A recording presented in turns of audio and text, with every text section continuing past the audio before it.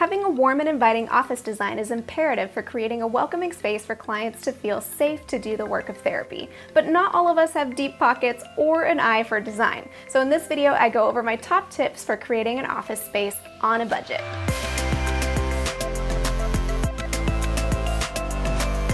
Welcome to Private Practice Skills. I'm Dr. Marie Fang, psychologist in private practice. I post videos offering tools I learned the hard way about starting and growing private practice so that you don't have to. If you're designing your office space from scratch, you don't have to spend a fortune in order to create a welcoming space. In this video, I offer 5 key elements to consider when designing your office space. Number 1, traffic flow. Avoid placing any obstruction in the pathway between the door and the seating area for your clients. Avoid placing furniture close to the door that can make the space feel closed in.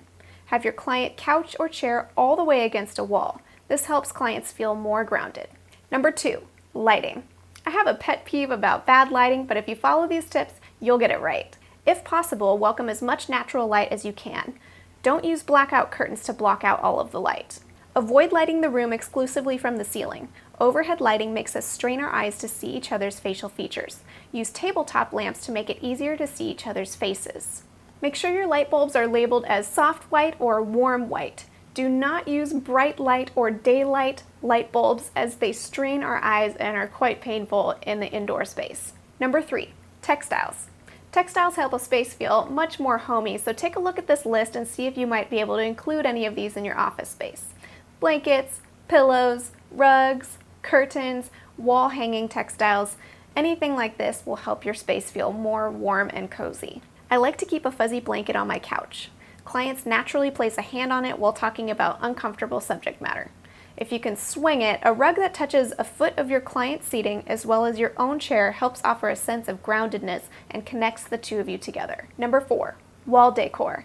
Blank walls make a space feel like it's not lived in. Consider using pieces that aren't distracting to place on the wall.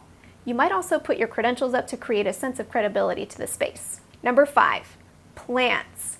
Plants are everything. Even if you have just one plant in your office, it makes all the difference. They pull double duty as they both clean the air and help the place feel more alive. Just be sure to replace any sick or dying plants, because that's just bad PR. To illustrate, take a look at what my office looks like if I remove these elements: lighting, textiles, wall decor, and plants.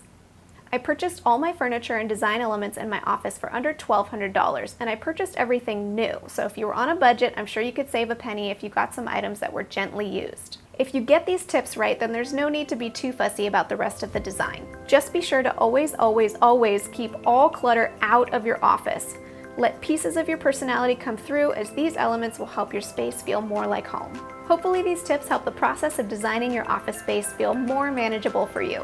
Until next time, from one therapist to another, I wish you well.